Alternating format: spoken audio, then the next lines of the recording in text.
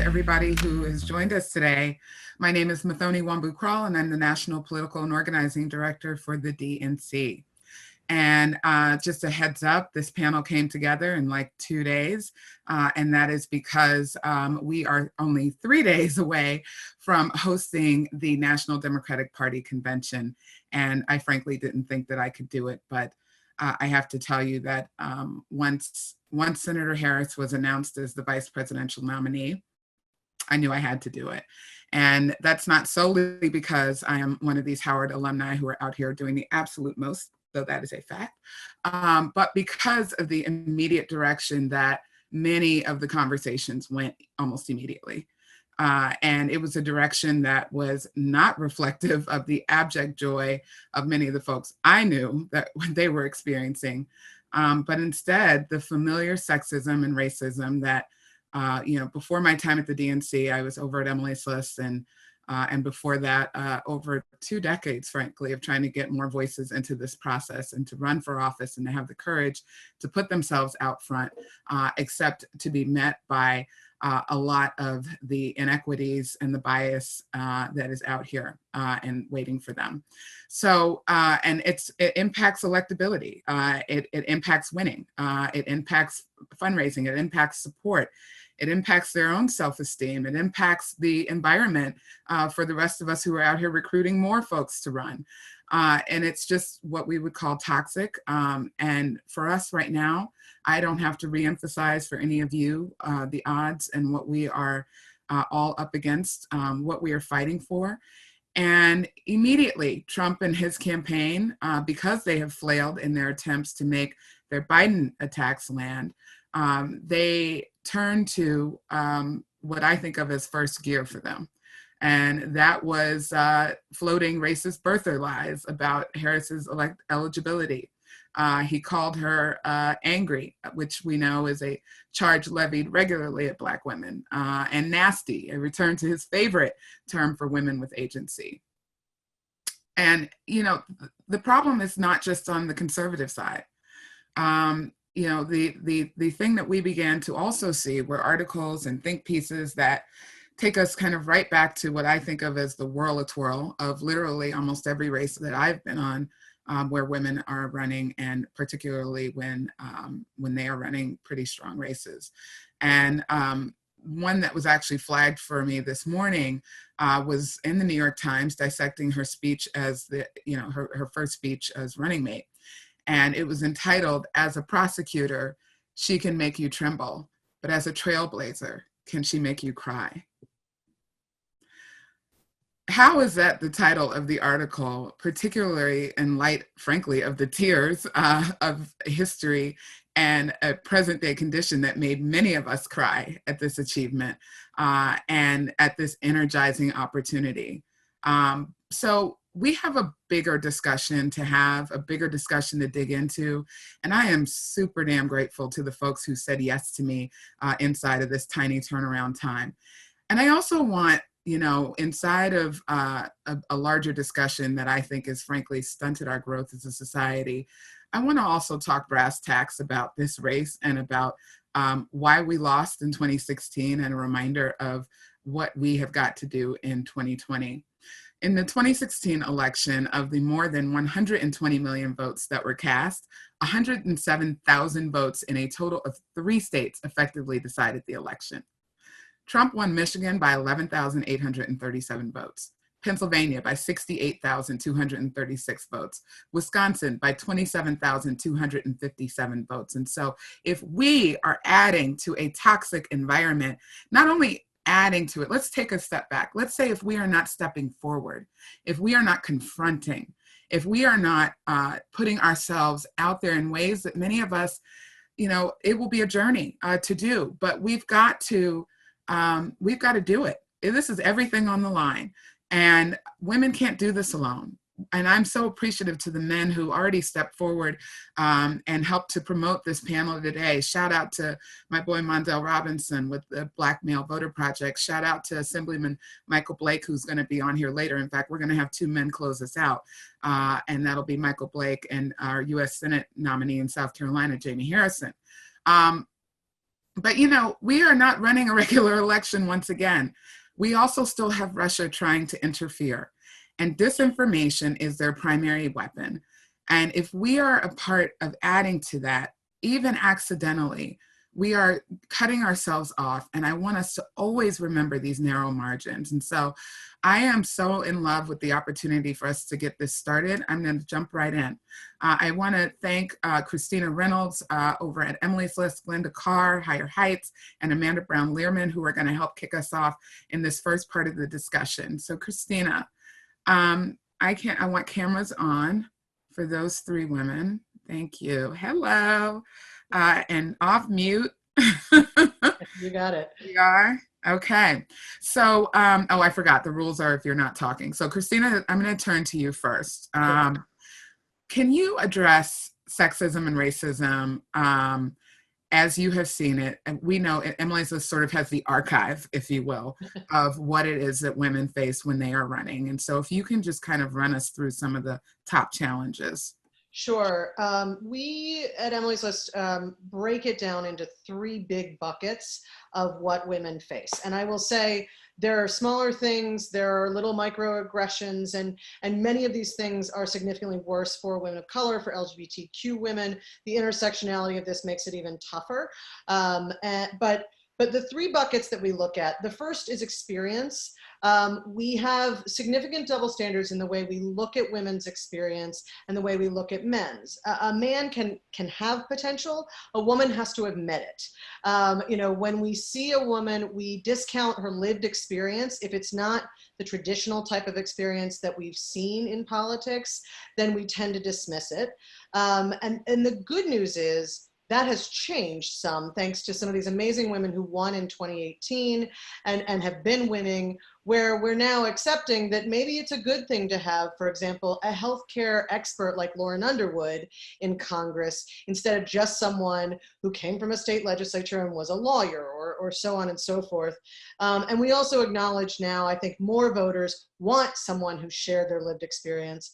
The other, I'm going to try and go quickly because I know we're covering a lot of ground, but we see a lot of othering, and I know that Glynda's going to get into this as well, but these are the sort of the ways that we point out that women are different than what we're used to in politics. We all know most of the time, and still in most of the races, this country is run by old white men. And the reality is, that's what we've been trained to see as a president, with one exception. That's what we have been raised to see as leaders typically. And so when there's a woman, and particularly a woman of color, we see that differently. And when we look at the ways in which we question that, and a media that is largely driven by still white men, we see things like the coded words of authenticity and likability and things like that. And then the other thing is the straight up racist and sexist tropes that we see. And if you know, the best guidebook, unfortunately, is what the Trump campaign is doing to Kamala Harris right now, because they have nothing better. And so we see things like Donald Trump will talk about one of his military leaders as a mean son of a bitch, and it's a positive thing, right? But he calls Kamala Harris mean because he knows that frames, as you put it, Muthoni, the angry black woman trope, right? And puts her in that category, and we don't like women who are mean. I mean, the irony in the way he talks about things like her being disrespectful. If anyone watched the Kavanaugh hearings, I would argue only two people in that hearing were disrespectful, and it was Lindsey Graham and Brett Kavanaugh. Kamala Harris did her job as dictated by the Constitution, and she did it well. And to argue that is disrespectful is sexist. To argue that she is angry is both racist and sexist. I mean, this is all, the latest thing of questioning her is she American? Is she eligible? All of this fits into those racist and sexist tropes that are just meant to make people think they are other. The good news is, it's terrible for America that these are out there and used against women, but voters are starting to reject that in ways that I think are much more powerful. So I've talked enough. I know you've got a lot of ground to cover. No, that was really great. And this is exactly why I wanted you all to help open this. So Glynda, let's unpack then what this can do around electability. You have looked at this a lot at Higher Heights. You have seen the damage done, particularly to women of color, to Black women. Can you talk to us a little bit more about that. You're on mute. We'll just look at your I follow instructions well, and so I don't. And so, I mean, I think at the end of the day, the amount of like research that we're going to be able to use coming out of this election cycle will allow us to, you know, determine the blueprint forward. But I hope this is actually the opportunity for us to completely like stop it, name it, stop it. And I've been generous in saying stop it, regardless if it's conscious or unconscious. And I do that very loosely because most of the time it's conscious. So at the end of the day, you know, part of the challenges around women, particularly women of color and Black women, is this new code word of electability. And I've had some really strong conversations with some of our progressive partners and progressive donors. Oftentimes it starts within our own ecosystem, right? It is the donor class, it is the thought leader class, it is the institutions and the parties that will create these frames around Black women that actually then slows down their ability to get early support and early money. And that is a variety of things, including going back to the Democratic, the primary. And so there was all this discussion around electability. Look at Mike Blake dropping into our session. Sometimes I got it, Glynda, sometimes. And so, it is the question around, can she raise money? Is she, we go back to the Stacey Abrams race, and very early on in that primary, it was likability and electability. And when you start using the words electability, it slows down people not wanting to give support.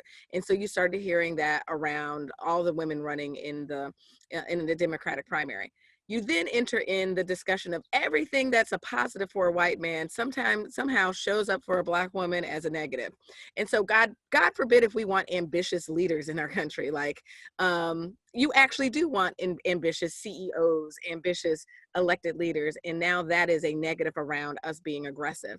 And I oftentimes hear women, you know, help to shape that. So I think it is us being able to check ourselves in the way that we're talking about these candidates, because at the end of the day, these women, even with negative framing, the questions around electability, they won on election day. 2018, if you remember, many of the five, I call them the freshman five, the five Black women that were elected 50 years after Shirley Chisholm ran in 1968 and became the largest class to be elected as Black women in 2018 in the largest Congress of Black women, that they were less resourced. They were told they couldn't win. They were concerned around all things from how they're wearing their hair, what type of earrings, what type of lipstick, what type of all of these things, because people can't perceive what a new face of leadership looks like.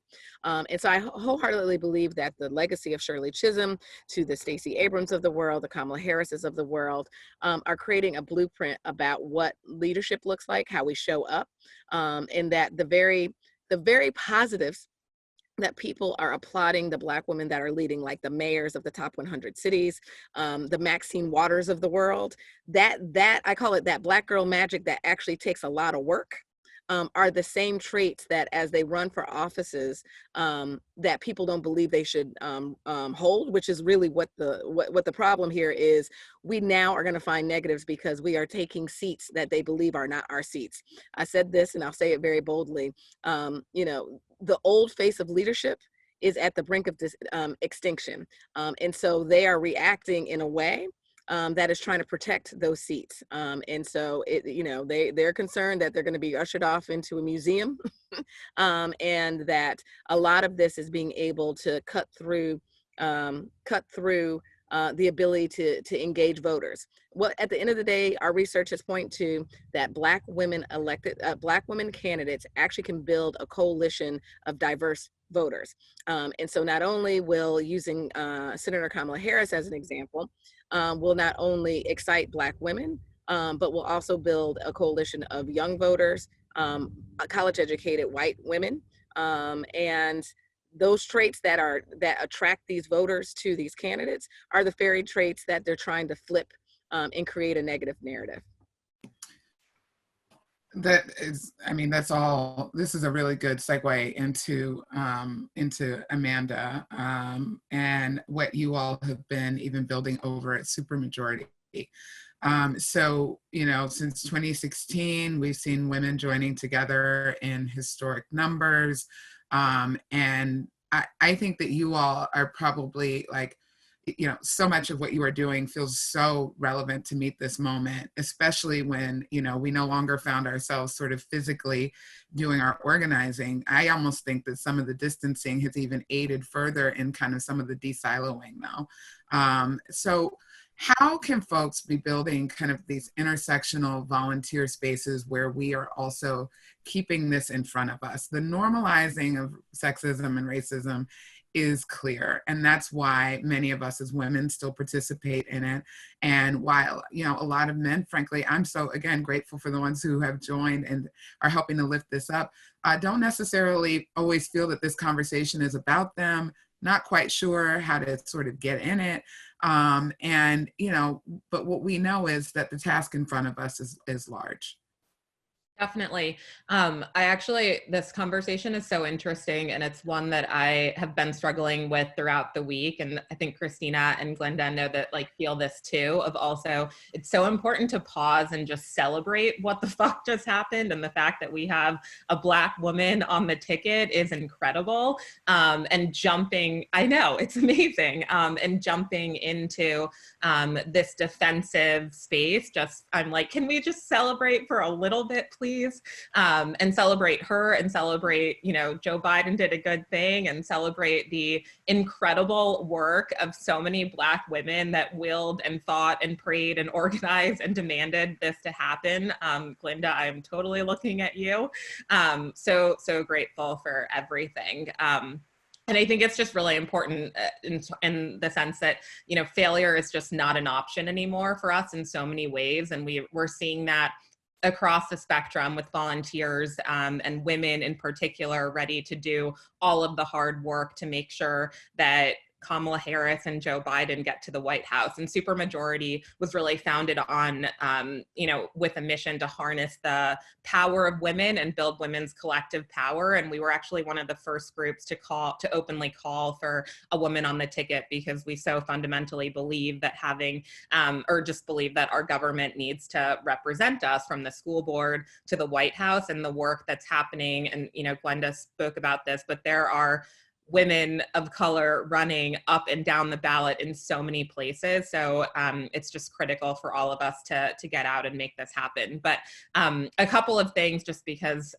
such an organizer, so I want to leave everyone with just 3 things that we can do to make sure that we have Senator Harris's back here. One is just getting to know her, and also getting to know Biden, for that matter. The best way to push back against the bullshit and the lies and the racism and the misogyny is to just not give it any option or any oxygen. And speaking truth to power and telling her story, talking about the historic nature of her being on the ticket and what that means to you, sharing the memories, the incredible memes that there were from even the Kavanaugh hearing, right? There's some really good ones out there of her literally taking no prisoners, taking no shit, and spreading those positive messages with your friends, your family, across your social channels is one of the easiest ways to organize this year, and honestly, just so effective. And I want to pause on this. We did do some research last month, actually, with high opportunity women of color. Some say sporadic or low propensity. I like to use high opportunity voters. And they literally said, I don't know anything about Joe Biden. And somebody actually said, like, I think he worked with Barack Obama, ? And that's the exact space for misinformation and disinformation to enter. And there was a public poll done this week, actually, where 30% of voters said that they don't know anything about Kamala Harris, which is crazy because she ran for president. She's a US senator. She was the AG of the largest state. And people just literally don't know her. And so again, it's just like ripe for misinformation to happen. And so we can all push back against that with the proliferation of positive messaging, and at a minimum, making sure that everyone in America knows how to say her name correctly. And voters are one target. The media is another target. So just like, don't engage, don't encourage the nonsense when you see it happening. People are watching. I mean, think about this all the time of just like the next generation is watching, but also the next generation of people like Kamala Harris that are sitting there right now being like, should I run for office? These amazing women of color that probably should, like, we got to make sure that they also feel safe and welcomed.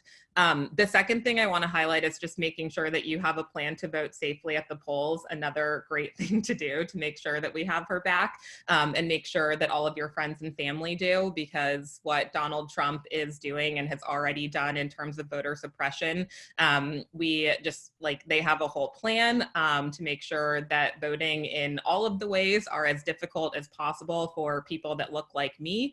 And it's just unacceptable. So literally you could call your senator right now to make sure that they fund elections this fall, make sure that the Postal Service is funded so that people can actually vote safely by mail. There's a lot of efforts right now. I would check out Power to the Polls to sign up to be an election worker. Stacey Abrams has another amazing organization with Fair Fight. So if you're a lawyer, definitely encourage you to check that out. And the third thing I would say is, mostly because I was inspired by an Instagram post I saw this morning, and I then shared it with our whole team of, the 80-day out reminder of just work, pray, and slay, because there are incredible ways to volunteer this year. You can definitely get involved with the campaign. I'm sure Muthoni will tell you all of the ways to do that. And there's work to be done in every single corner of the country, and some incredible organizations to support. Emily's List, Higher Heights being examples of that as well. And I'd be super remiss if I didn't do a shameless plug for the Supermajority Day of Action that's happening on September 26th as well, which is all about making sure that women have a chance to dance it out, talk it out, call it out, and vote him out, and also vote her in, which feels so freaking good to say. Amazing. I was playing executive assistant and trying to capture a lot of what you were just saying. My new numbers are not quite there, but anyway, this was all fabulous, and thank you. Thank you all so much for helping us to frame this discussion. I was also playing executive assistant and therefore forgot my mute button, but threw something into the chat, y'all, to try and capture a bit of what Amanda was saying. And my thanks to you and to Christina and to Glynda. And we are now gonna kind of go from there back to what Amanda was starting to talk about, just about disinformation. And, as I said, again, we are, I know, hyper aware, many of us in this space, about the actors that are out here right now still trying to manipulate our 2020 election, and disinformation being a primary tool for them. And what we saw this week after the announcement of Senator Harris was astounding. So we have asked Jiore Craig, Dr. Umoja Noble, and Tim Durigan, who is with the DNC, Dr. Noble with UCLA, and Jiore Craig, who is with GQR and does a lot of our social listening. I know a lot of your organizations work with her and sit at tables with her, as we all are trying to do our best to monitor a lot of the disinfo that is out there. So Jiore, I'm going to start with you. Can you just walk us into what you saw right after the announcement of Senator Harris? Sure, thanks so much. So it's hard to be the person whose job it is to talk about the bad, but I'm lucky because I can say for sure that right after the announcement happened, the positive outweighed the negative. So that's a good thing. And now I'm going to talk about the bad. So although the positive reaction was louder than the negative reaction, and we need to keep that momentum up, there was a whole host of sexist attacks that we saw right away. I could have predicted them. They actually could not have been more predictable.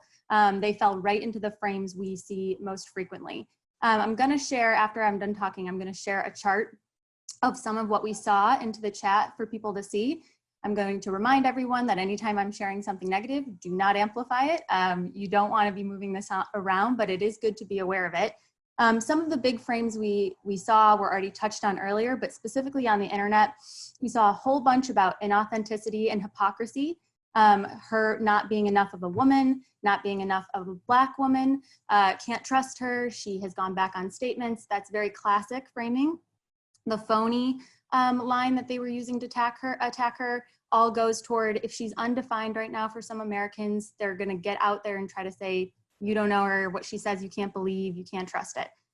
We also saw a whole host of attacks that were around her being radical or aggressive or controlling or ambitious or power seeking, another sexist trope.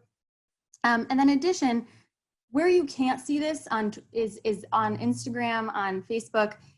There's a bunch of sexual characterizations, and these make me the most mad because they're all about how she is qualified in her only by her relation to men. So what she's done for men, what she's done with men, they're vulgar, they're disgusting, and they often won't come up on Twitter as frequently as they will come up on Instagram and on Facebook. And so one of my calls to action for folks is that when you are out there doing the work of saying the positive, and I loved what Amanda said about needing to spend as much, if not more time on the positive, on the joy, you have to go off Twitter to the spaces where more Americans are spending time. The right, conservatives, and also foreign actors go where undecided voters live, where voters who are less likely to turn out live. That's where they're spending their time. That's where they're going to start sowing these lines of attack. So it's really important that we get out in front and also go to those spaces, even if that's not typically where our social networks are. We have to get out there. If you're only talking about, if you're only talking on Twitter, unfortunately, that's not enough. It's only about 22% of people. And so far more Americans are on other platforms, and it's important to push back there. So good question. Which platforms again, Jiore? Yeah, so Facebook is the most used platform, even though it feels like, some people have moved off it. It's still by and large the most, about 68, 70% of people. Instagram, also WhatsApp in certain communities, WeChat in certain communities. YouTube is widely used in a different way, but I would say, for sure, Instagram and Facebook is really important. TikTok is complicated for a few reasons. Obviously, there are people spending time on TikTok. There are also security concerns, so I can't say that I necessarily recommend everybody downloads it, but that is where Americans are as well. So if you're already on TikTok, for sure be doing the work there too. Fabulous, thank you. And so Dr. Noble, thank you, Jiore. I'm so excited to have you. You could be a discussion in and of itself, and I will probably convene one at a different time. But you have done a lot of work around sexism and racism, and particularly when it comes to social media. And we know that these are quick tools that even, frankly, people inside of the progressive movement have leveraged. Can you talk a little bit more about that?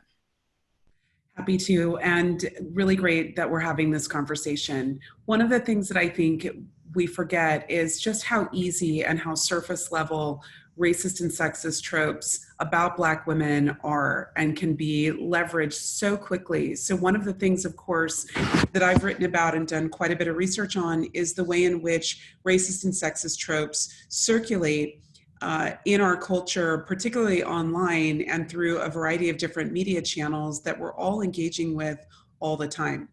And the reason why many of those tropes are so accessible is because they are incredibly profitable. Racism and sexism are big business in America and exported globally. And I think it's very important that we remember that even as we're trying to engage with some of the narratives, which I'll talk about here, they are constantly being amplified at scale and with speed through Facebook, Twitter, Instagram, and the kinds of platforms. And the reason why they are amplified with speed and scale is because they are, again, incredibly profitable for the platforms themselves. So big tech is going to have a very big role in undermining this election. And we want to keep an eye and keep pressure on those companies as well as thinking about the voters. So what we're seeing in the progressive communities, and I won't repeat the things that have already been said about kind of how the right is weaponizing race and sex, but certainly we're going to see more from the ADOS community around, this is kind of the Americans descended of slavery, American descendants of slavery. It's kind of colloquially known as ADOS. This is where you're going to see more arguments about Kamala's authenticity as a Black woman, as an African-American woman. Is she African-American? Because she isn't African-American, because she's an immigrant, that her sensibilities, her concerns are not in fact aligned with African-Americans or Black Americans. This is a very powerful trope. It was used in the 2016 election. And of course, one of the things we also know is that the Russians and other foreign actors weaponize the ADOS arguments also in their kind of malicious disinformation. So we're going to want to pay attention to that. This is also about kind of course, pitting a variety of Black immigrants against African Americans. And so what the arguments often are about not taking for granted the Black American vote or the African American vote. And so you're going to also see these kind of hold my vote efforts where it will be argued that the Democrats can't take for granted African Americans or Black American voters, and using this as a wedge to get African Americans to sit out of the election. So this is something important. Of course, super cop is another argument that is also used by the left, which is to say that Kamala is the top cop, that she is in fact akin to the way that Hillary Clinton's kind of super predator trope was used to keep African Americans at home or away from the polls. We're going to see top cop and super cop also weaponized. There will also be the kind of anti-Black Lives Matter, which is to say that to be about Black Lives Matter and to support Black Lives Matter means to not vote for somebody like Joe Biden, who is more sympathetic and is not, in fact, aligned with messages like defund the police.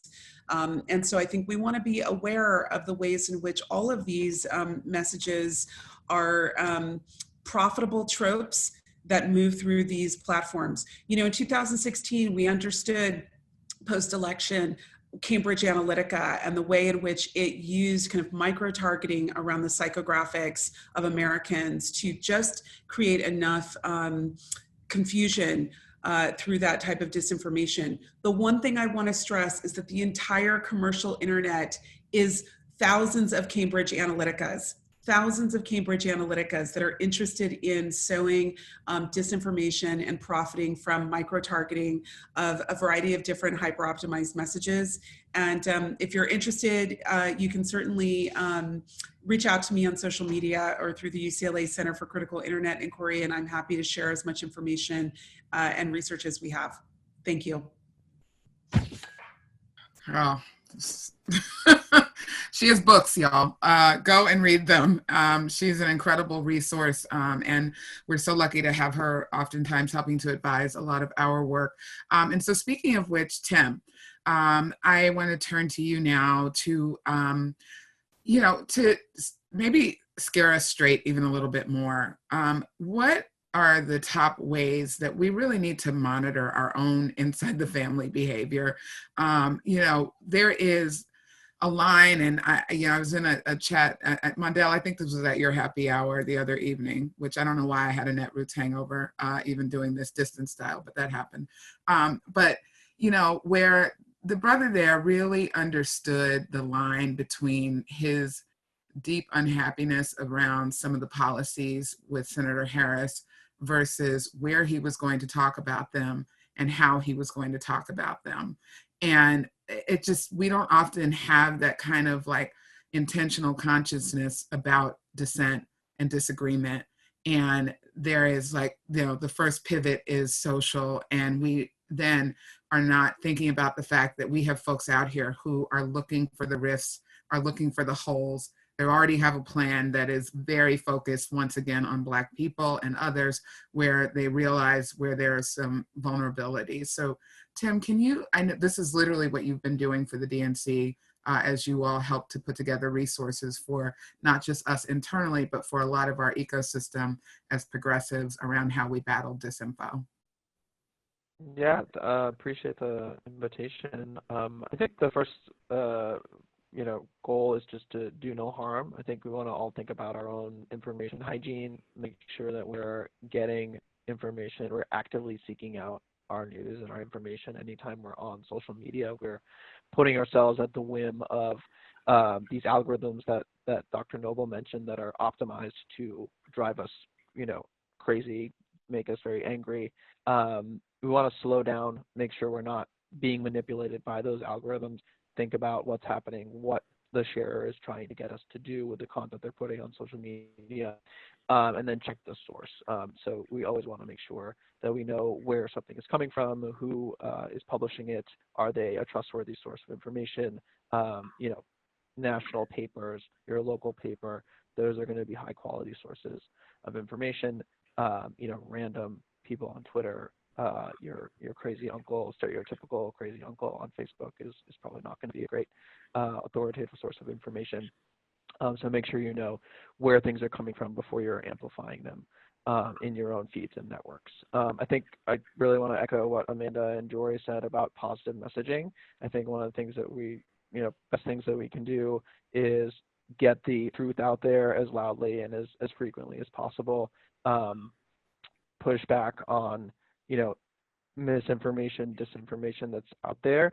When it's coming from allies, coming from folks on our own side,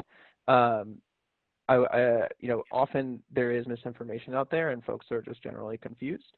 One of the best ways to try to diffuse that is actually to reach out privately if you do feel comfortable doing that. Anytime you're replying publicly on social media, it can be perceived as kind of an attack. And so if you can reply privately, be empathetic, acknowledge where information is coming from, that you may have seen this misinformation too, point the sharer to the truth, give them something correct to believe in. That's going to be the most effective at moving people off of misinformation and lies. When it's coming from a bad faith actor, and I think most of us know who those folks are, you're not going to reach out to them and convince them to stop sharing disinformation. That's a place where you probably do want to be more vocal still, not attacking, using empathetic language, but getting the truth out there publicly on social media. You may not get a good response, you probably won't, but folks who are seeing those feeds, seeing those comment sections will see the truth that you've inserted into that conversation. And then the last thing I would say is, Muthoni, I think you kicked this off talking about allies. I think for people who look like me, I think it's especially important to kind of insert ourselves into those types of conversations, especially when there are racist and sexist attacks. Folks are going to be more open to, seeing people who look like them pushing back on these arguments than if it's coming from people who they already discount. So powerful. That is literally a huge part of why we put out the challenge to our male allies. There is no way that women are going to see ourselves free of sexism without an active participation by men. And I started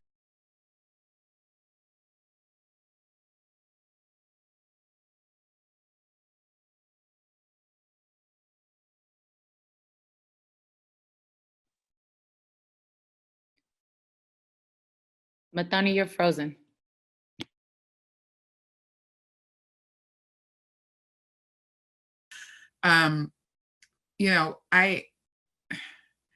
We know that we are going to need men to step forward in ways that many folks have just either not been socialized, not had a direct ask to do.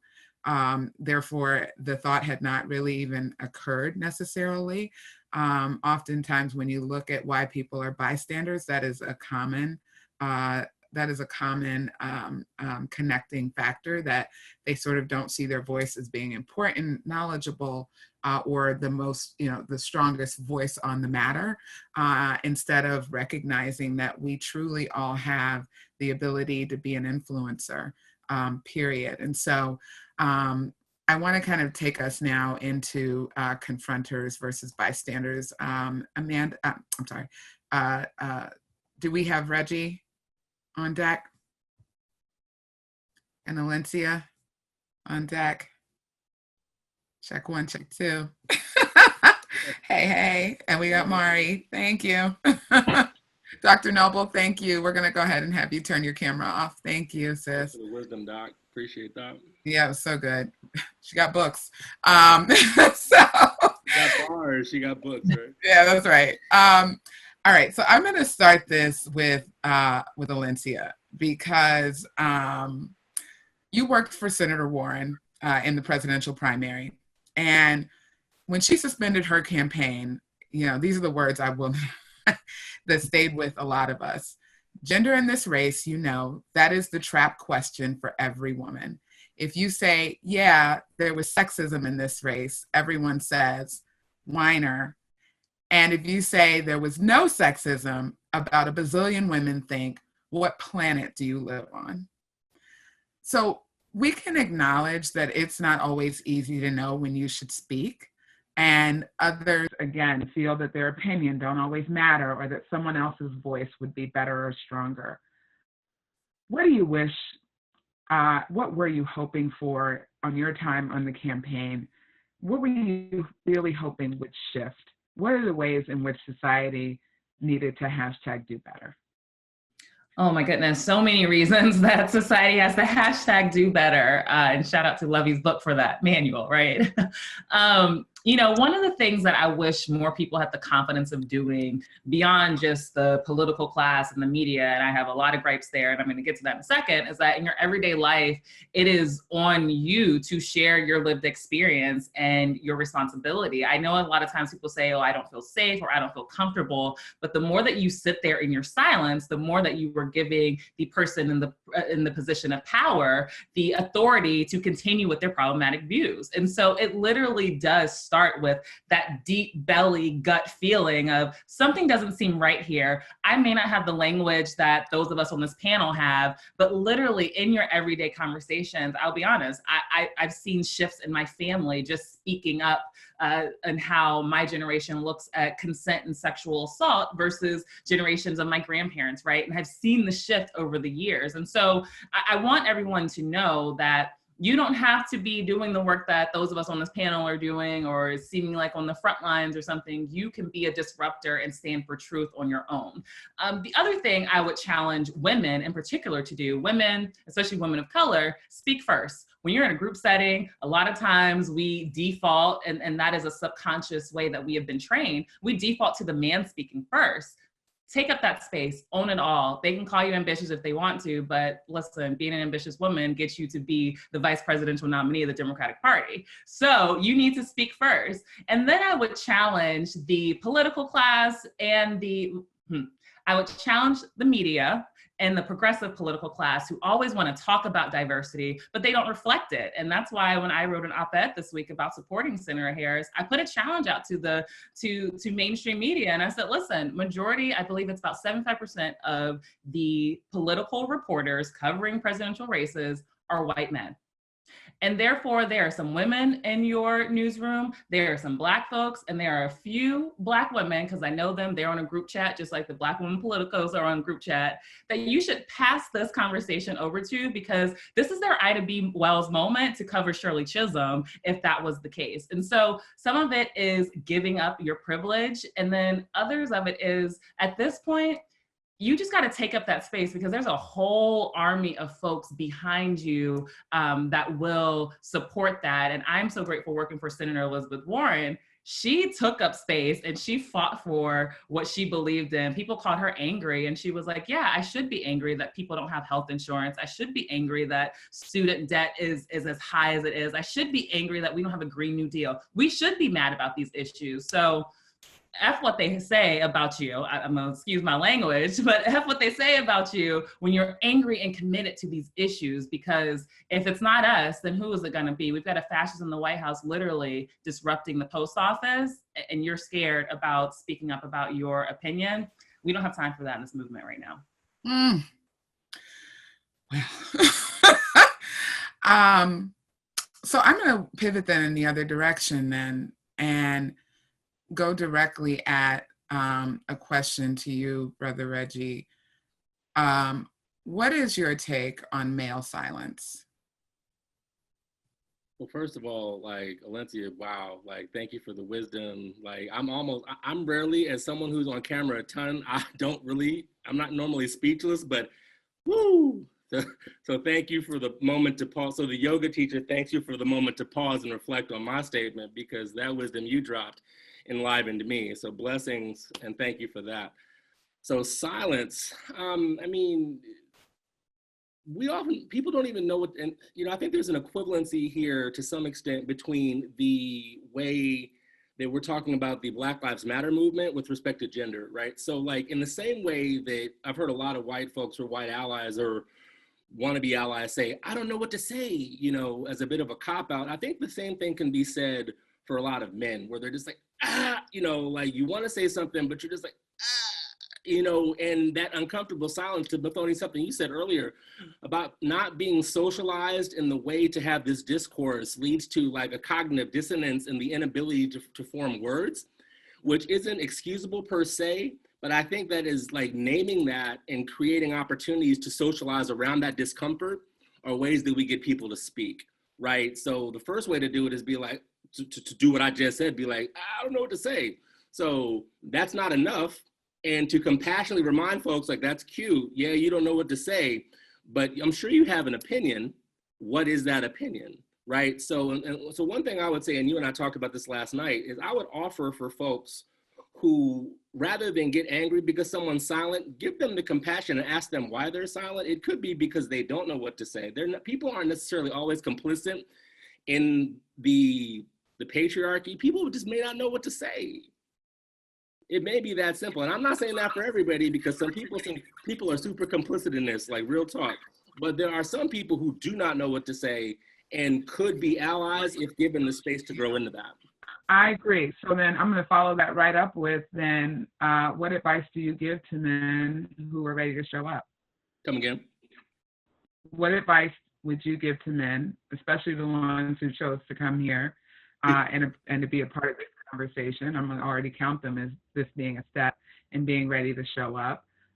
So what is some of the top pieces of advice you give? I mean, and I think a lot of this is like across the board when you feel reticent, again, sort of about recognizing the power of your voice, and the time is now to use it.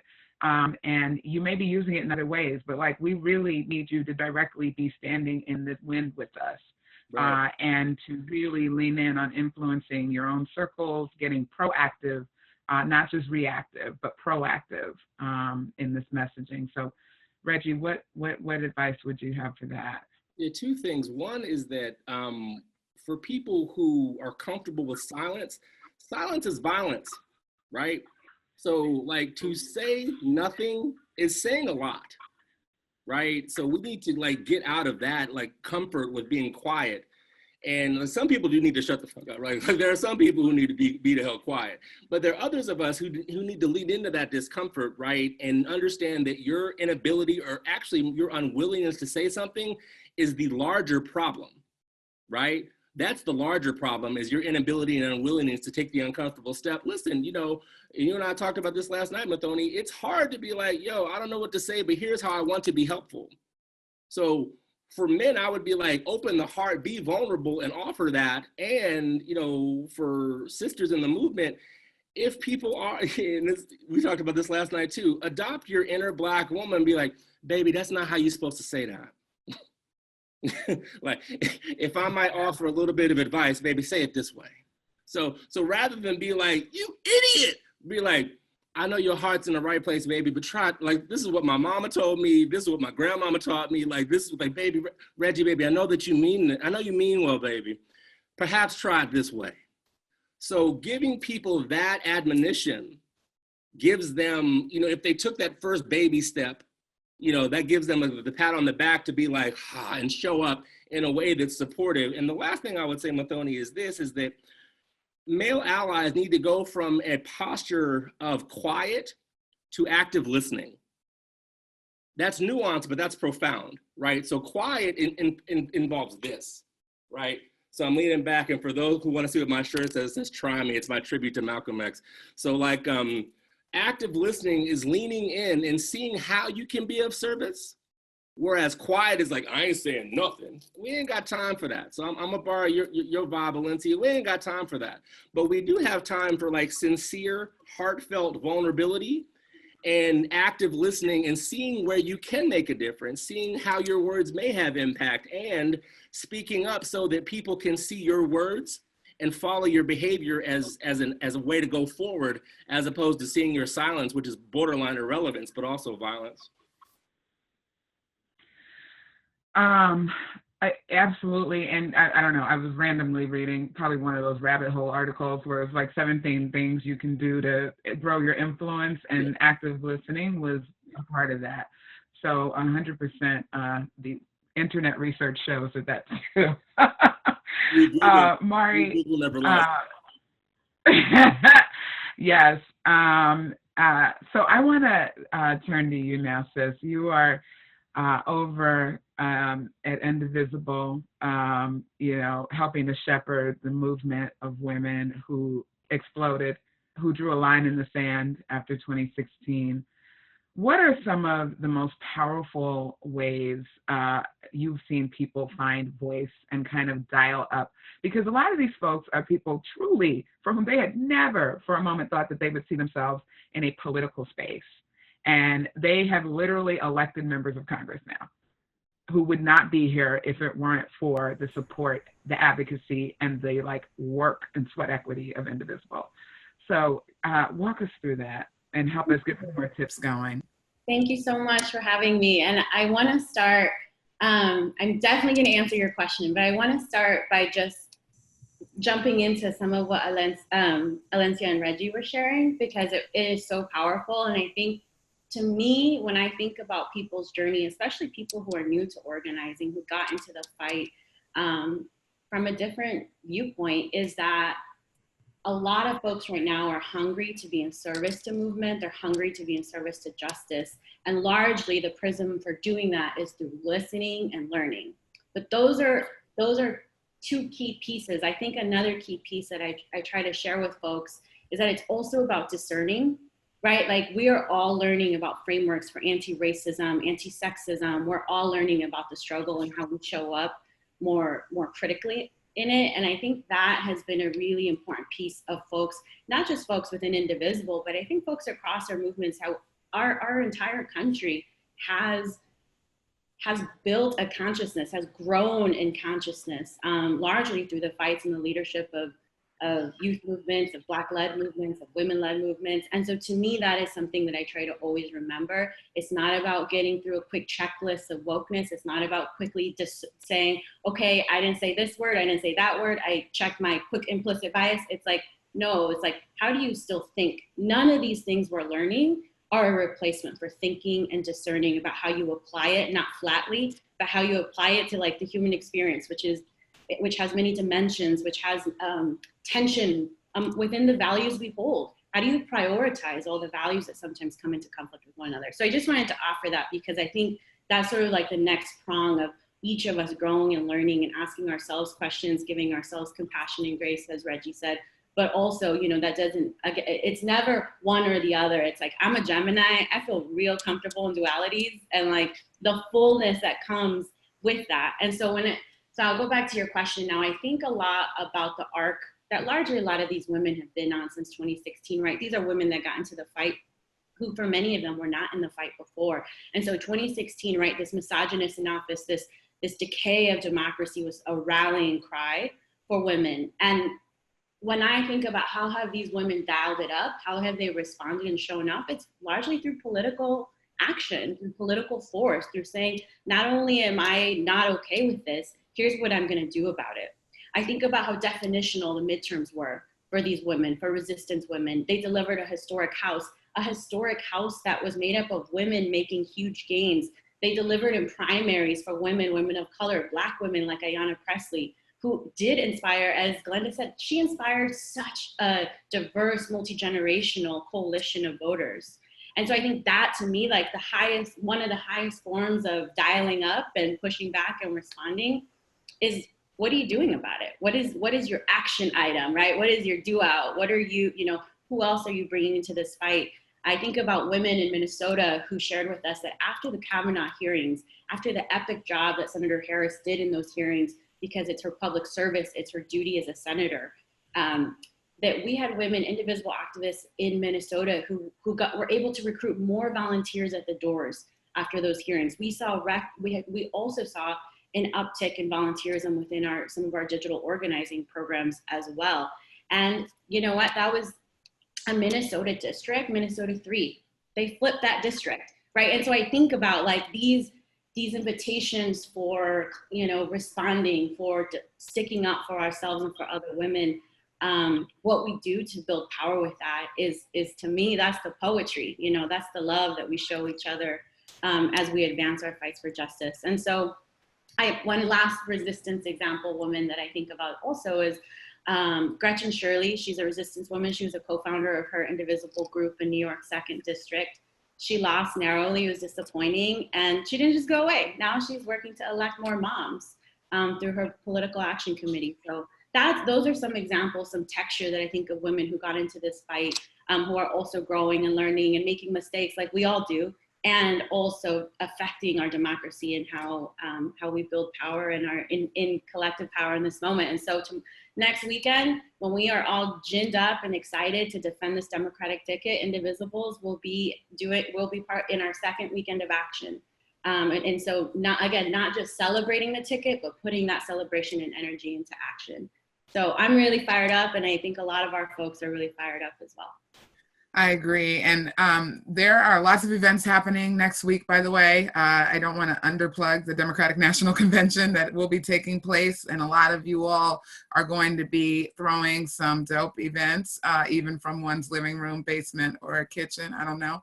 But it's going to be hype anyway, because we're on a freedom walk. So we will put in we'll drop in some of the links for the events that are on the Democratic National Convention's website. There it is. Thank you, Atoya.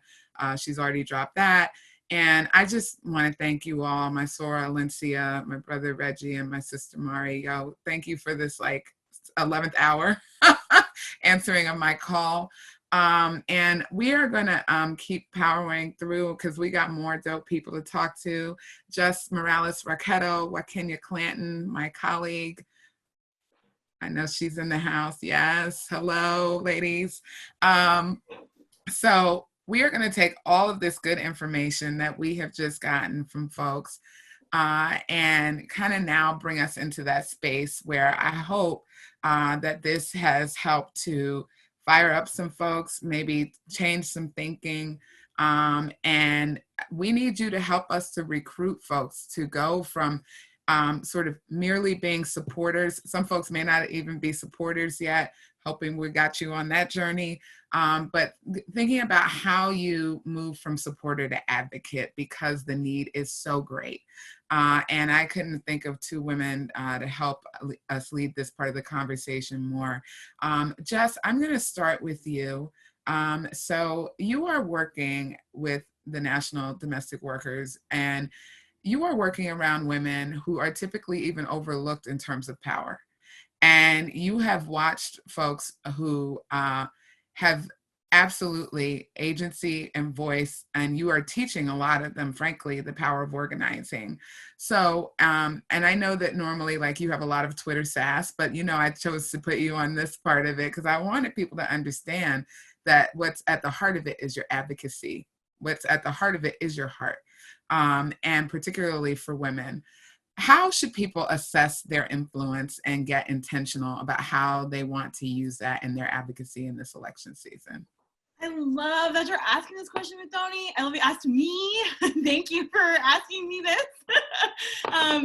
Okay, so two things. One is, I really feel like social media can sometimes skew who is or is not an influencer. Sometimes lack of Twitter followers doesn't really mean anything. And so I actually think I would take a first step around thinking about your influence by thinking about where you are. Where do you live?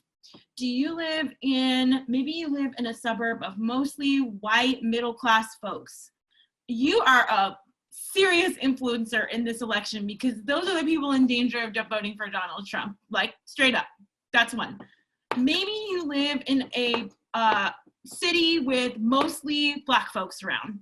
Well, I would love to talk to you about where your ballot drop-off box is and how you can like take caravans of people to go drop off their ballot with you. Like, so first I would really think about your geography. Where do you live? What kind of area? Who lives there?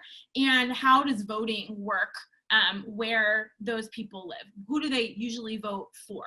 So that's one. The second thing I would say is, I think people really underestimate how influential they are to their friends and family. There is no one more that they trust more, that there is no one that is more convincing or persuasive than someone that they know.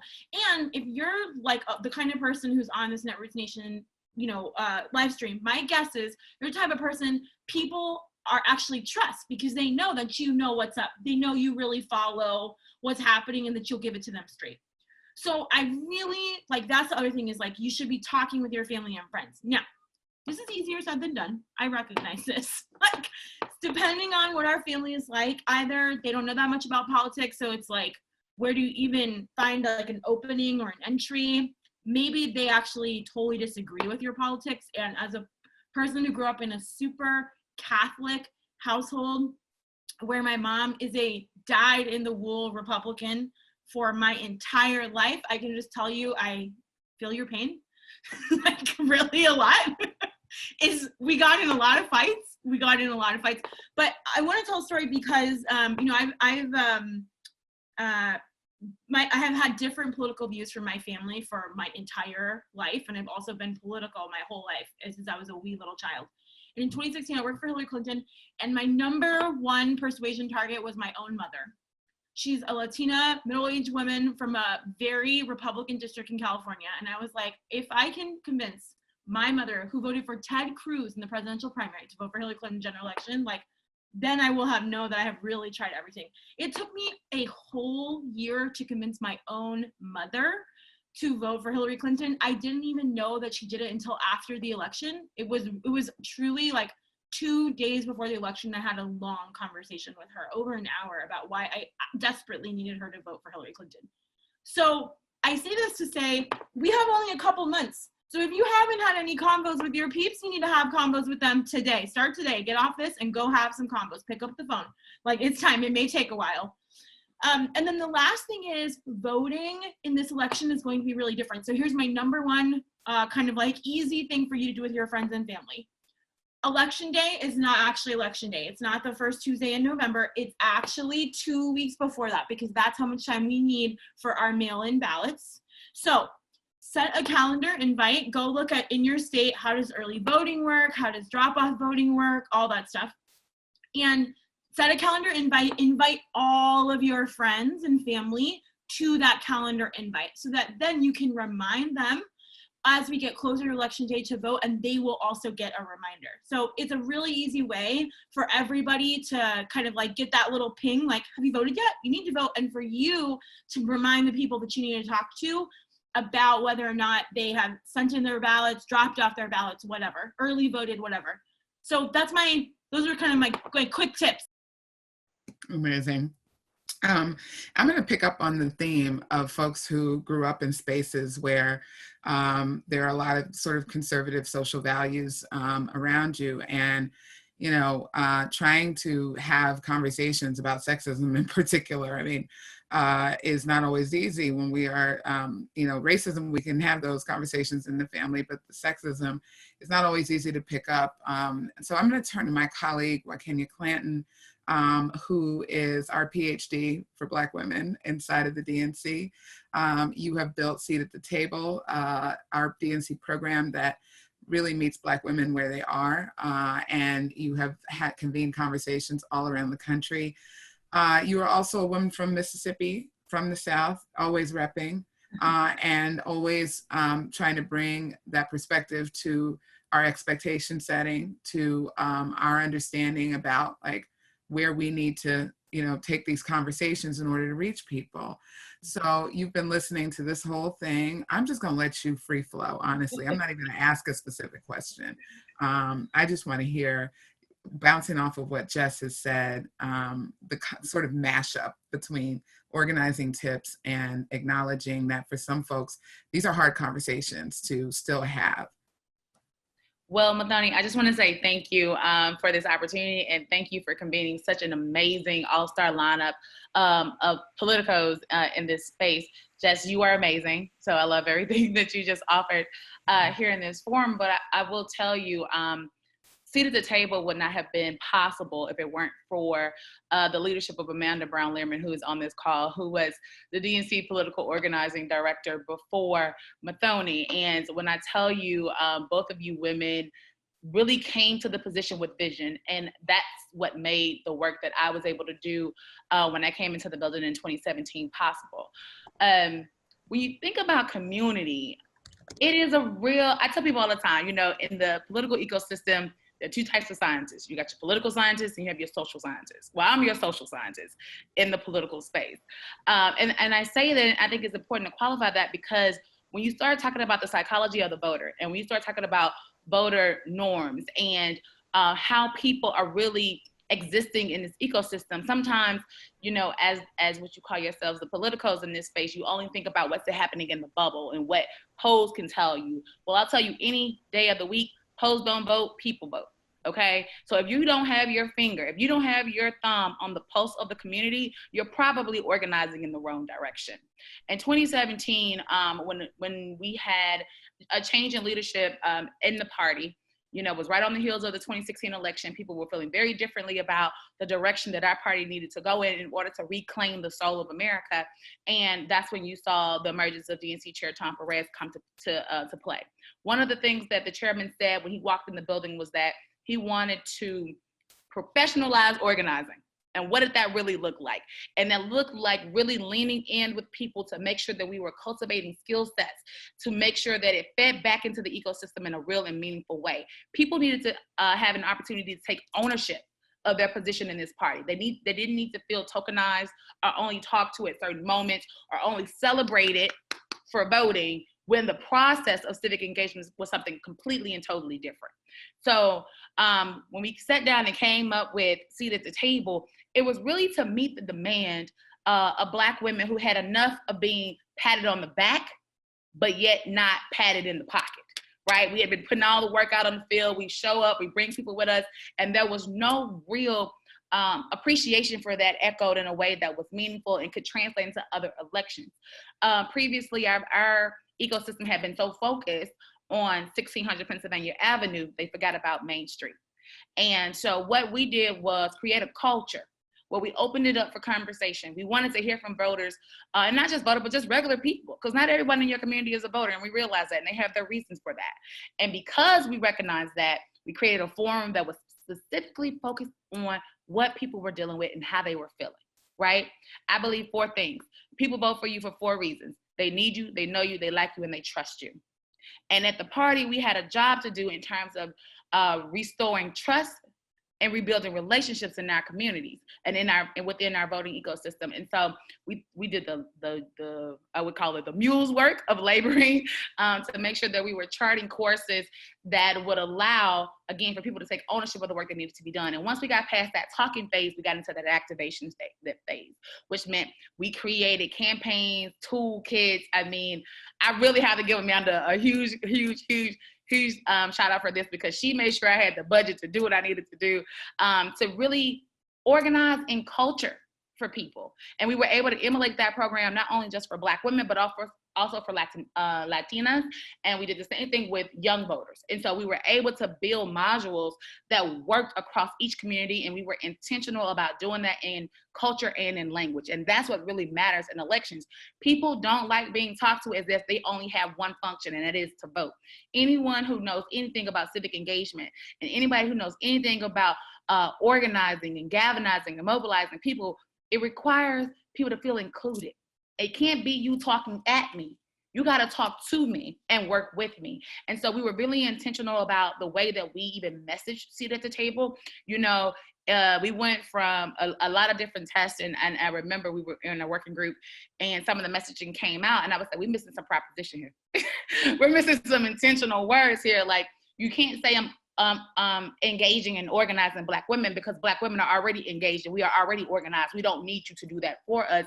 But what you can do is do it with us. You can learn how we do this and how we meet the demands of our community. And so that was the way that we crafted that program. As a result, we were able to galvanize almost 10,000 women over the last 3 years to fold into that program. We have a Facebook group that is specifically for Black women who are interested in organizing work. And we saw that work play out in so many ways, but most specifically in 2018, where you saw that whole shifting of the United States Congress, that was because of Black women. And a lot of those Black women were seated at the table ambassadors. And I really have to say thank you to them, because we didn't pay them to do that. We sent those ladies some know your rights, voting rights information, some stickers, some buttons, and a t-shirt and a toolkit. And they took it and went to work, and some signs, some very, very, very popular signs.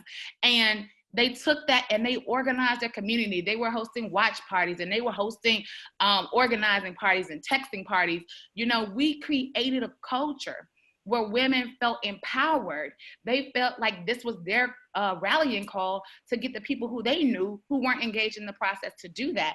And that was inclusive not only of just other Black women, but that was also inclusive of Black men and Black youth. And so, I mean, it has made me extremely proud to be able to have crafted that program, but also to have scaled it where we moved from just, again, having that volunteer base of organizers to then doing a paid fellowship program, organizing fellowship that allowed women who were working in key states in 2019 to also apply for many grants from us to be able to turn out in their local elections, because elections for us isn't just on November 3rd of a presidential election year, it's happening 365. And so that was our approach to organizing, and that was our approach to engagement in the electoral process. I want to pick up on a piece of what you just said, which there was a lot in there that I think had folks like goosebumps. And another shout out to Amanda Brown Lierman. I'm just gonna make it an official 3. But the idea of doing these mini grants, we've seen a lot of success in helping to put money into the communities who know best how to organize their communities and spaces. What do you think is going to be some of the more innovative ways that folks may try to do that in the distancing, in this time of distancing?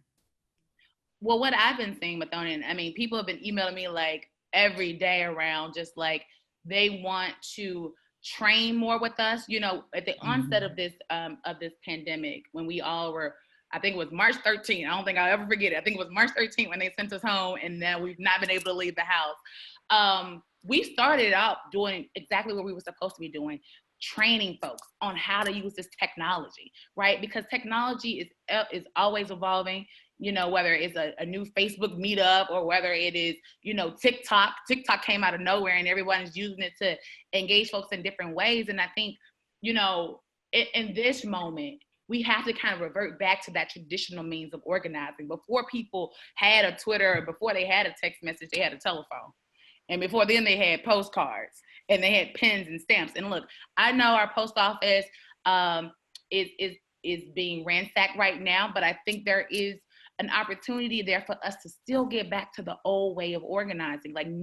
Nothing of organizing ever leaves. It just transforms. And sometimes it reverts back. And I think we have to get comfortable with having those phone tree parties, calling up our girlfriends, using three-way, using Zoom, you know, using every opportunity that we have to talk to people about what's really in front of us. You know, one of the things that is specific to Black community, people had really mixed feelings about, you know, the vice president. They had really mixed feelings about Senator Harris.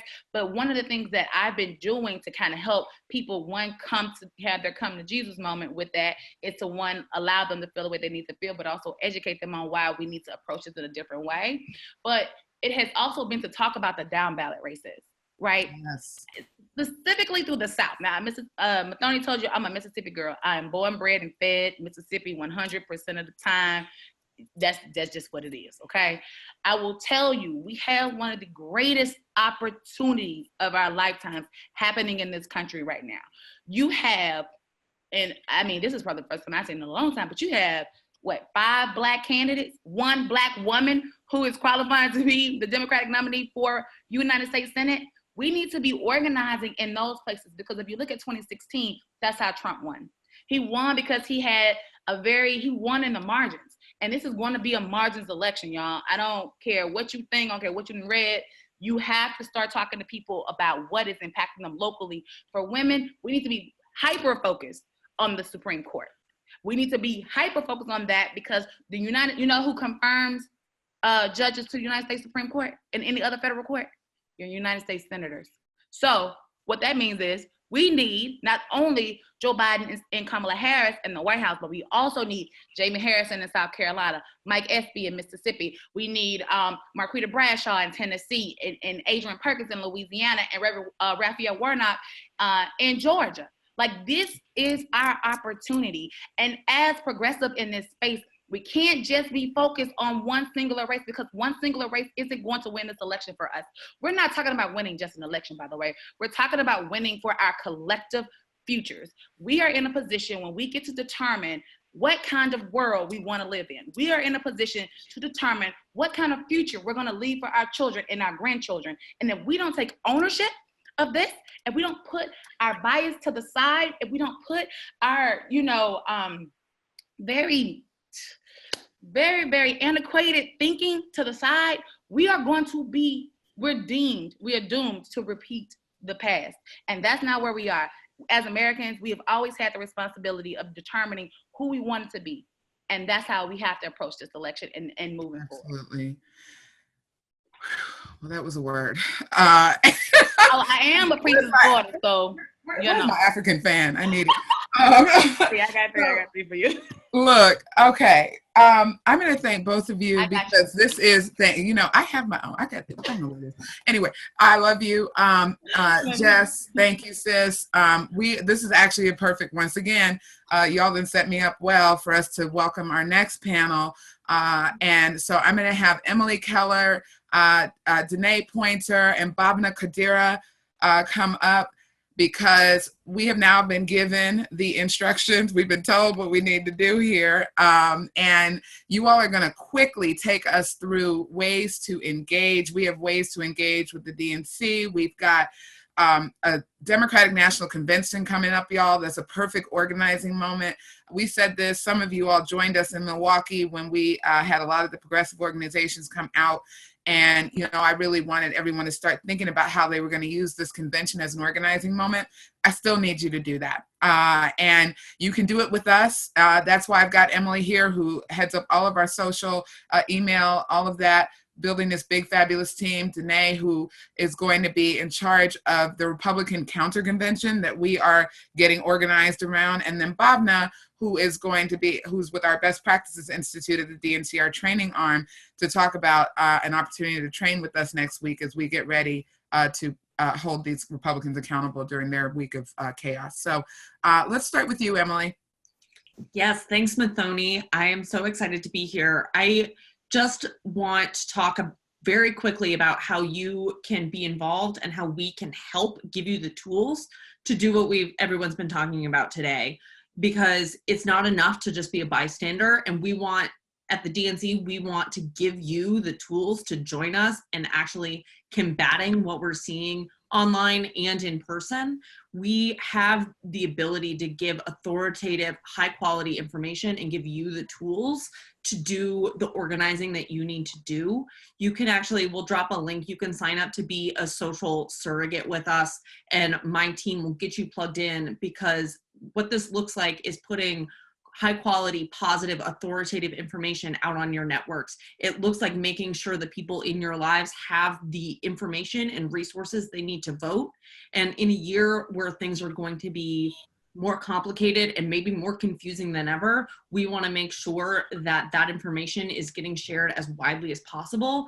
And we don't expect anyone to do this alone. We don't do this in a vacuum. This works better when we are all together and working towards the common mission of making sure our candidates cross the finish line in November. And we want to make sure that we empower as many people as we can to do that. And, you know, if you are unsure, if you don't know the right information to be sharing, we want to give it to you and make sure that you have all the tools. So I just want to plug, like, join, become a social surrogate with us. We will get you plugged in and make sure that you have all the tools you need to be a resource in your community.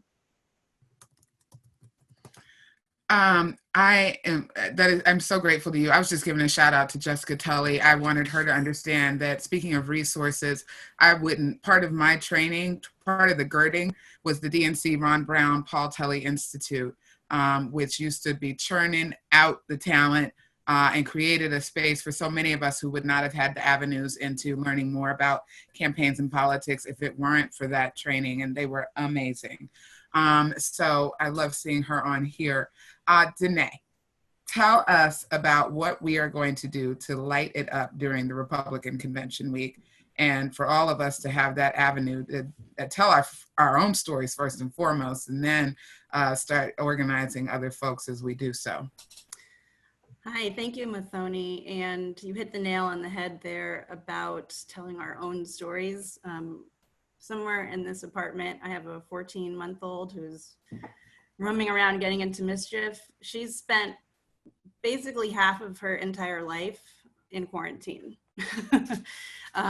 which is just mind-boggling to me. Mari, you mentioned it if you're still here, she's a Gemini, so I've gotten to know lots of dualities there. But she's learning how to human by watching her dad and I sitting here staring at computer screens, looking at tiny boxes and talking to people. It's frightening. I think this reality and this future that's being painted for my daughter is the reason that I joined this team. It, quite frankly, scares the shit out of me. The other day I left my house for a few minutes and I ran into a neighbor that I hadn't seen. We said hi from a distance in our masks, and later that evening I found out that her dad was in the hospital with COVID-19. She tested positive for COVID-19. That makes 2 more cases and over 5 million across the country of people who have COVID-19. 165,000 people have passed away, 167,000 actually right now, including several of my extended family members. 1 in 10 Americans is currently out of work. Last week, Donald Trump signed an executive order and he's trying to cut Social Security. So not only are our grandparents and our seniors freaking out about COVID, but they're trying to figure out, how are they gonna pay their bills? How are they gonna eat? I get choked up thinking about it. That's not all. You know, right now he's attacking USPS. How are people gonna vote? So essentially, our country is in chaos. And that chaos is being caused by Donald Trump. The stakes are extremely high. And in the DNC war room, our charge is to get him out of the office and combat him through communications, working with the press, providing them with research, data, op-eds, you name it. We're on the case to make sure that people know what is going on out there, what this administration is doing with these insidious policies, and fighting back. I see 7-month-old, also a Gemini, yes. So essentially, we need your help. We're super excited about the DNC convention coming up this next week. Many opportunities to celebrate our historic ticket, but the DNC War Room will be on the back end doing our part to fight back on what we know will be insane attacks that have already started by these Republicans. After that, it's our turn to hit them with our counter convention tactics, and we'll be working with Emily's team and with Bhavana next Sunday on a training session to engage you guys and to round up the troops so that we can get our messages out. I don't want to give too much away because they use what they learn, so I'll save it and hopefully you guys can tune in. But our goal is, again, to make sure that what this administration is doing is top and center in the news across the country and the battleground states. And we want to, if you can't open the forms, we'll make sure we take care of that. But essentially, we need to all work together to, join in on sharing social media tags, hashtags, getting in those op-eds in, making sure the messaging is aligned. And I think we've got a pretty good chance because everybody is affected by what they're doing. Yes. Thank you, Muthoni, for this Thank opportunity. you. Thank you. And, of course, you're going to have me falling out with you, but this is the realness that we're all inside of. And let me say this, like, we're ready. And we're not just like ready internally. The whole point is to bring everybody we can with us. So Bhavana, can you share with folks how the Best Practices Institute at the DNC is going to help create a training space for folks who want to get involved with us hitting back during this Republican Convention week? Absolutely. Thank you, Muthoni. So my name is Bhavana. I'm the Deputy Director of the Best Practices Institute, which is the training department here at the DNC. Just a little bit about the Best Practices Institute. We train Democrats from their first advent into the party, those volunteers and activists, to state party and campaign staff and leadership, and absolutely everyone in between. We train on field organizing to digital mobilization, data to finance, comms to compliance, leadership development, movement building, just to name a few. We are making sure that we are really speaking to the folks that are doing this work, the boots on the ground work, to get Democrats elected up and down the ticket. So this cycle, we've conducted over 88 separate trainings and have trained over 23,000 Democrats, bringing our total to, this year in 2020, bringing our total for the cycle to about 39,000 Democrats. So we're very excited. We've got lots of folks that are really, really fired up and have the tools that they need to engage their communities, which is very exciting. So all of our training resources are available on demand in the BPI Victory Vault on our website, but I want to bring our attention back and kind of round out the conversations that we've been having today, the really amazing discussions, and I think the urgency that we have coming up, which is a training that we'll be hosting next Sunday on countering disinformation at the RNC convention. So that will be taking place at 2 p.m. Eastern next Sunday, August 23rd. And we'll drop in the webinar link into the chat box. And we really hope to see you all on next Sunday afternoon. And these are really actionable ways that we can help fight back and work on this together to make sure that we are getting Donald Trump out of the White House and that we are really stopping the kind of ugly smears that are taking place as we're actually moving our movement forward.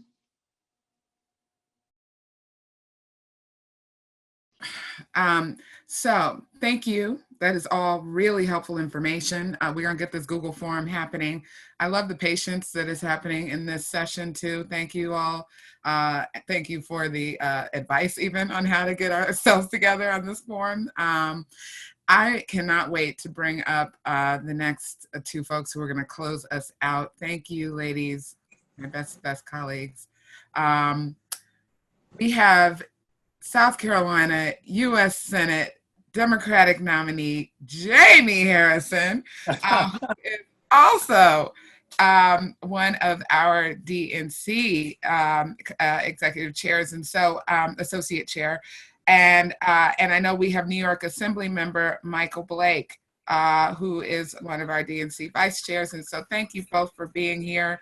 And I couldn't think of a better, more powerful way to close out this conversation, as I said at the beginning. And so making sure to stay with that, the role for men in this election is incredibly important. We're just in a changed time, and why not use it?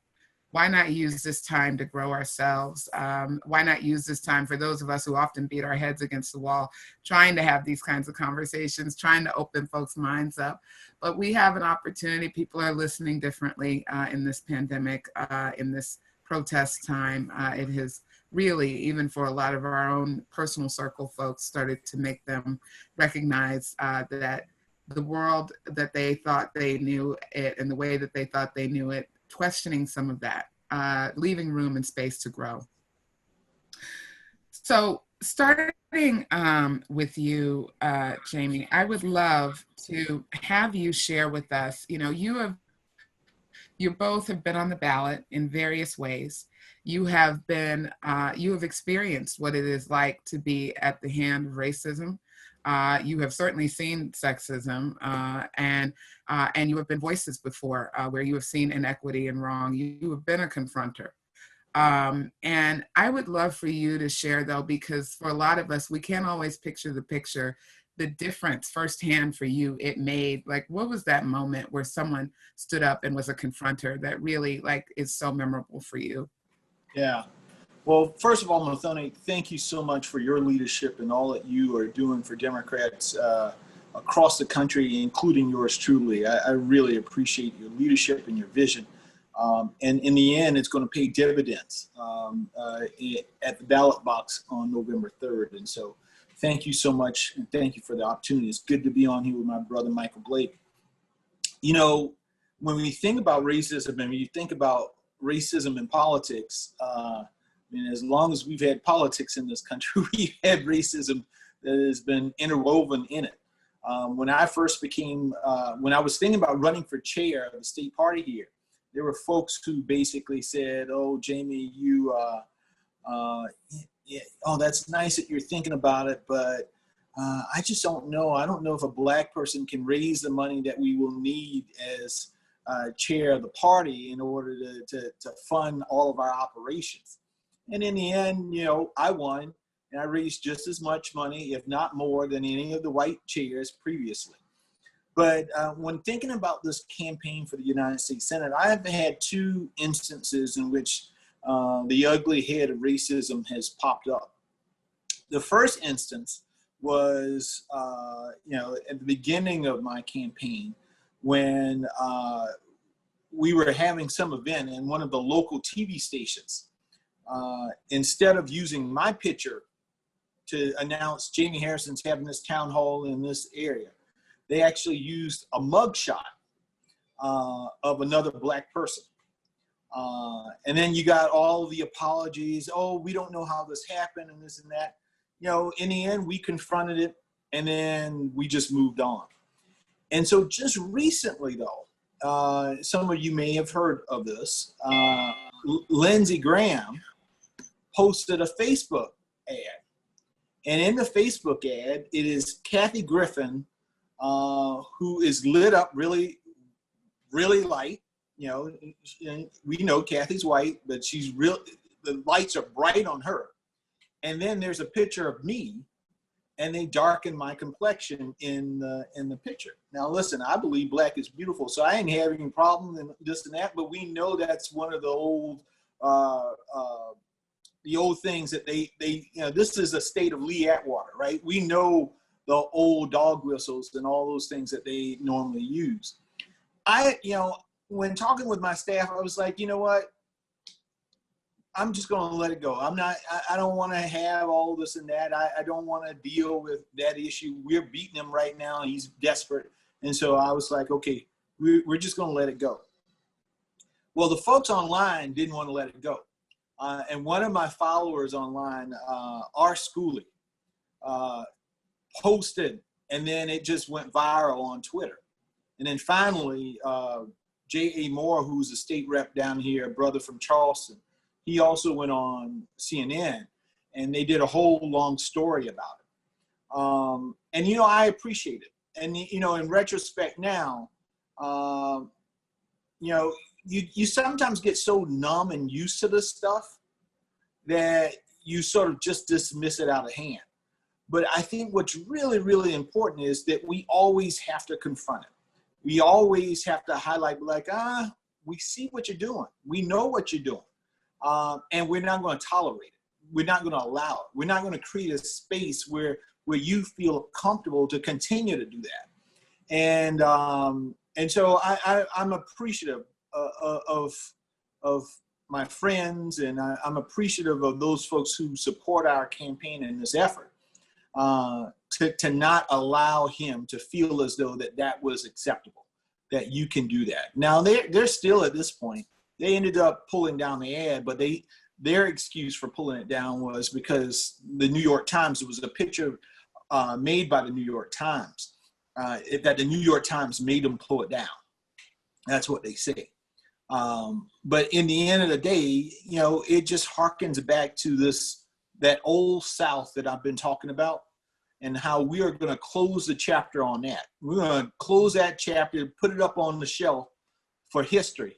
And it's about starting a new South that is bold, that is inclusive, that is diverse, a new South that includes all of us, where there's a place for all of us, a new South where those words of Thomas Jefferson that he said all men, but I say all people are created equal, that it's a place where those words actually have meaning, that they mean something, and it's just not beautiful prose. So I thank my friends, I thank my supporters for making sure that we put that front and center and not create the space that allows them to feel like that is acceptable.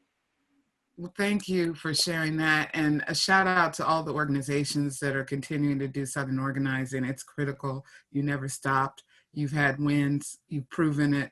You've helped create a scenario where we now are within striking distance of this U.S. Senate seat in South Carolina, and we could not have a better candidate than Jaime Harrison. And I just grateful to you. New York Assembly Member Michael Blake, close us out. Help us know, I don't know if there's a story you want to share, or if you just want to take us in a different direction. We have like 2 to 3 minutes to kind of wrap right now. But as always, I'm just going to let your wisdom just do what it do. Well, we are all following the brilliance of Muthoni, so let's be clear about that right now. First and foremost, and it has been a blessing to sit and listen to all of our sisters, and I look forward to us calling him Senator Harrison, to our dear brother in the South, and let's make sure we send him money and mobilize as best we can for our dear brother Jaime to bring this home. To everybody, so many friends, love you all, and grateful to be with you. And I know the hour is late. We can be men and feminists at the same time. And we as men have to be comfortable to say that we are ready to relinquish our power and our privilege so that women can run, rise, and win. We understand that the history of our country and our communities have created this space of continual sexism and racism and injustice, and retaliation is going to happen. You're going to speak out, and people are going to come after our women, no matter your background and where you come from. Intra-class injustice is going to happen. We've talked a little bit about disinformation and the nonsense that's being communicated that somehow a Black woman named Kamala Harris is not Black enough is so absurd to me in so many different aspects. It's the nonsensical nature that exists in so many of our communities. When we talk about disinformation, we got to make sure we're prepared, though, because it's happening and it's going to come. You know, we got to make sure that we are cyber secure for protecting ourselves, you know, whether it be Cybersecurity Blueprint, I know is one of the entities that are doing this great work. You know, prepare for the games. You can't say, I hope disinformation won't happen. It's going to happen. They're going to come after us, and we have to be protected. And I think about, as a specific example for my own self, how I made a decision to run for Congress. And the reality is I could have helped a lot of people, but I decided to support and endorse a woman to succeed me. A powerful Black woman named Chantel Jackson, who's going to be going to the New York Assembly, because too often we as men have regularly only teed up for other men. And it's ridiculous that we are only the ones that are doing that and how we open up the doors. I think about how people have guided me. If it wasn't for, you know, Secretary Alexis Herman, who regularly would create the space for me to be in rooms that I wasn't supposed to be in as a young man, it was that. And so when I tie this all together, it is our turn to be what Dr. Height was for Dr. King. Now, this is why this is relevant for this conversation. When we talk about I Have a Dream, a speech that Dr. King gave more than 100 times, people don't realize that behind the scenes, what was happening was that the men were trying to have Dr. King speak less. It was Dr. Dorothy Irene Height and Walter Fauntroy who were the ones who said very clearly that, you know what, we need for you to say, let this man speak. Let him give the full speech. And I say that and bring that together because it is time for us to take care of everyone else and support our sisters. So the garbage that we have heard And I will say this as well, as men, we got to accept it. We have been perpetrators of this as well, where we have not protected our sisters when we had those opportunities. It is time for us to speak up and do the right thing. So I close by saying this. It is the space for us where we have a chance to be transformational. That when we get here in Awaken 2021, which will be 100 years since Greenwood, what happened down in Tulsa, the reflection of it all.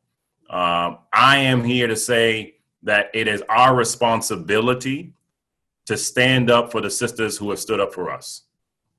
Disinformation is not some theoretical conversation. It is the reality of life. And I refuse to allow folks to question our blackness and question you as women and question us as a people. Amen. Well, I cannot and will not try to add to that. I'm simply going to say thank you all so much. And thank you to Assemblymember Blake, to our future U.S. Senator Jaime Harrison, and to everyone who has joined us today. We are going to do our best to stay in touch with you. Thank you for the honesty in the chat box. Thanks for your patience around the docs. We're going to get it all together. And this is the beginning. We will have to be active in this battle. There is no passiveness. And I look forward to us walking together and finding greater voice together as we win together. And so with that, we say goodbye.